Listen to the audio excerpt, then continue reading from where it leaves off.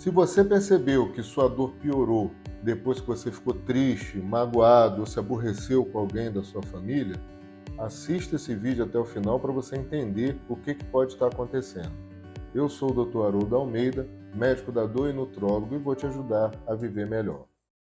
Qual é o discurso mais comum que eu encontro no meu consultório todo dia? Todo dia eu atendo pacientes com fibromialgia e o discurso que eu vejo é muito parecido na maioria das vezes. Doutor, depois que aconteceu o evento X, eu comecei a sentir minhas dores. Esse evento pode ser a perda de um ente querido, separação, discussão, ou sempre que eu me aborreço com meu filho, sempre que eu discuto com meu marido, demora um certo tempo e eu começo a sentir dor. Eu entro numa crise de dor terrível depois de uma briga, depois de uma discussão.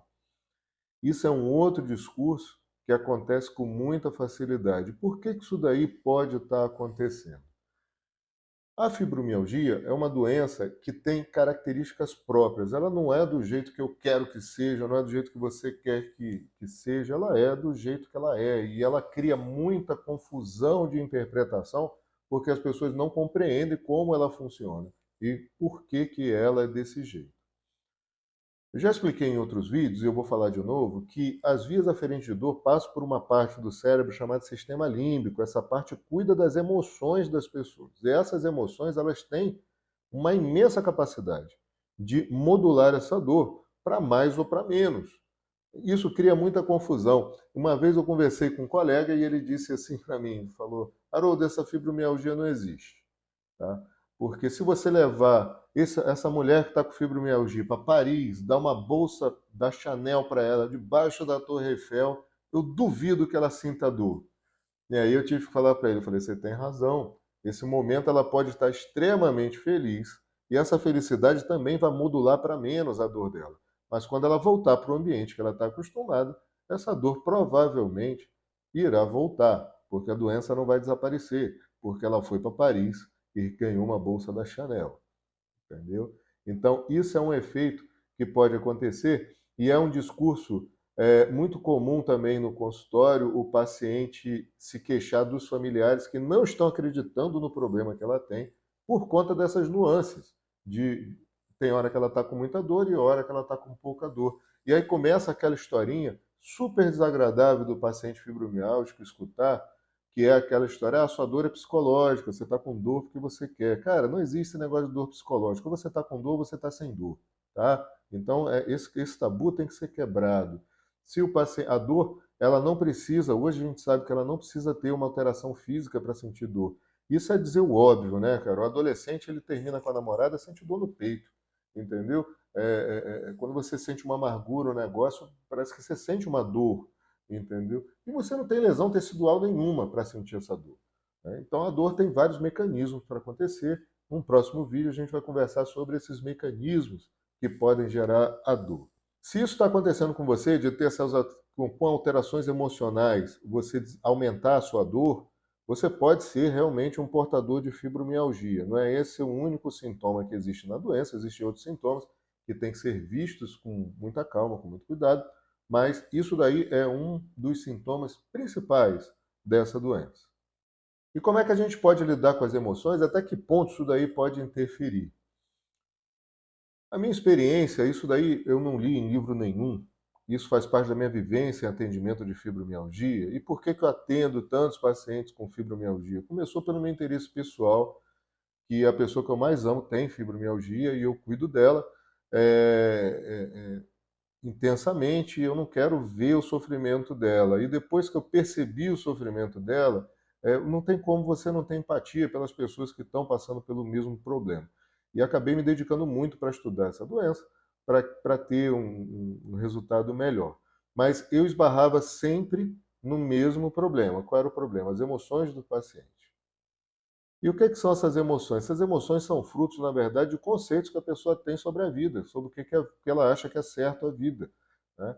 Então, esses conceitos, se eles forem não modificados, mas melhorados, aprimorados, a gente pode gerar um grande alívio na vida do paciente.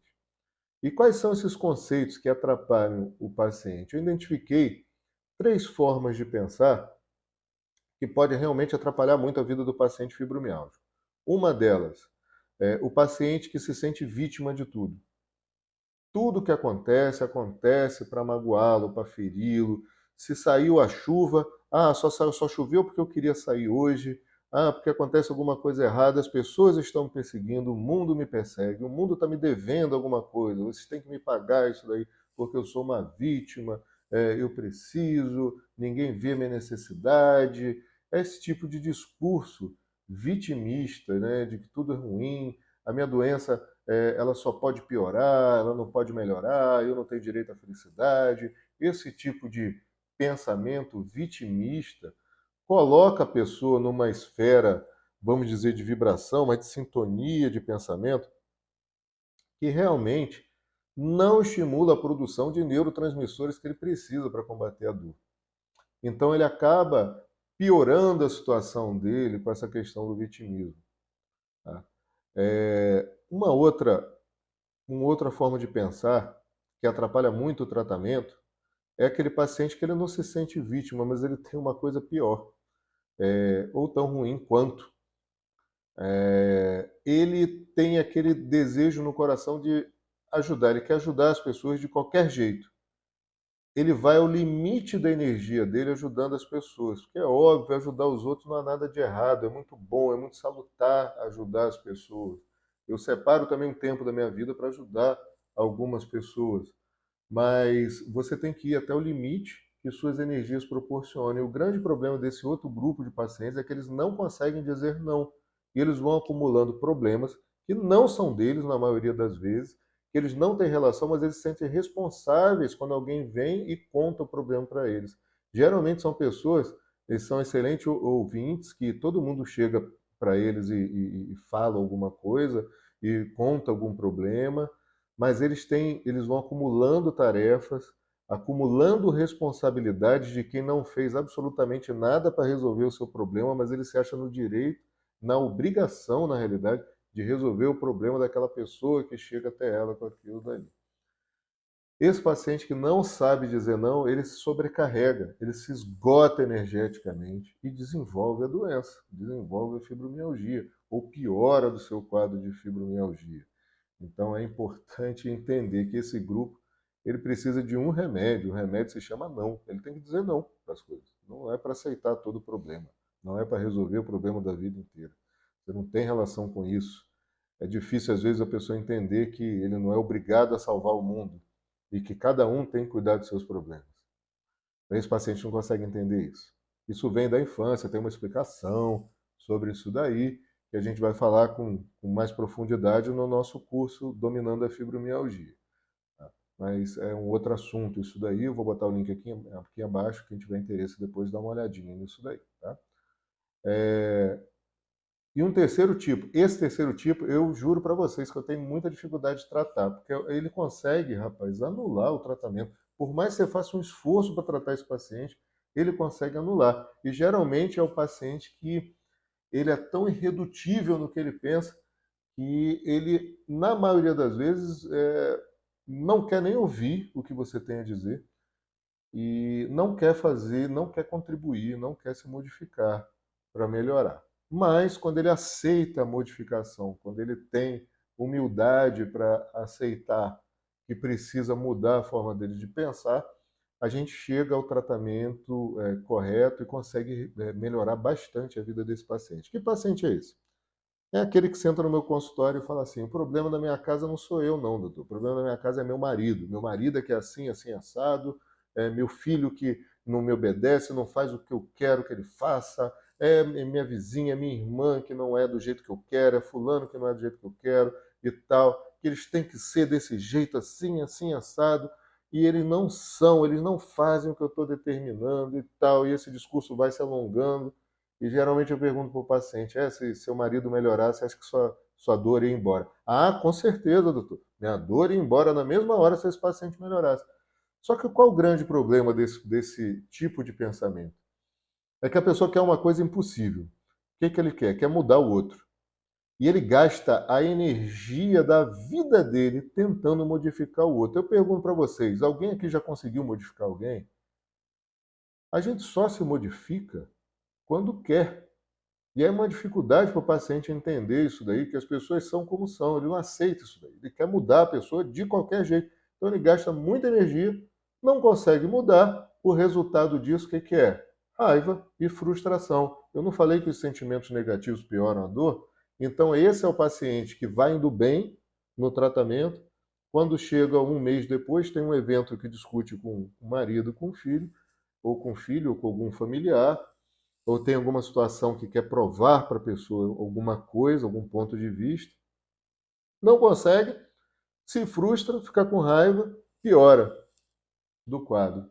E às vezes vem dizendo que o problema é o tratamento, porque tem uma grande dificuldade de entender que se ele não mudar esse padrão de pensamento, ele não vai melhorar, infelizmente. Tá? No meu livro também está escrito, a gente fala muito sobre esse assunto e fala vários mecanismos para tentar quebrar esse tipo de padrão de pensamento. Tá? Só isso daí, cara, já é um adianto na vida da pessoa, se a pessoa conseguir fazer isso daí. O paciente fibromialgico, ele tem que ter uma coisa na cabeça. Ele tem que fazer todo o esforço possível para se afastar de zona de conflito. Não adianta ele ficar dentro de zona de conflito o tempo inteiro. Isso daí não vai ajudar, ele vai fazer que ele tenha crises em cima de outras crises de dor se ele permanecer em zona de conflito. Ah, mas como é que a gente vai sair de zona de conflito se o conflito é o meu filho que dá trabalho, é o meu familiar, minha sogra que mora comigo, é meu sogro? Como é que a gente sai dessa zona de conflito? Cara, até dentro de casa. Você pode selecionar o tempo que você fica com essa pessoa. E geralmente uma casa tem mais de um cômodo. Então a pessoa pode ficar longe dessa pessoa, entendeu? E tentar se afastar do conflito.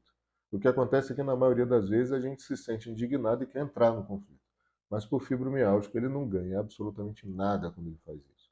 De qualquer forma, estando certo ou estando errado, ele vai perder, porque ele vai ter crise de dor se ficar entrando em zona de conflito. Então, eu aconselho que você saia rapidamente dessa situação de zona de conflito, se você tem fibromialgia, tá bom? Isso que a gente queria dizer. Deixa aí um like no canal, por favor, para dar aquela incentivada na gente, tá? Se inscreve aí no canal e vamos para frente. Um grande abraço.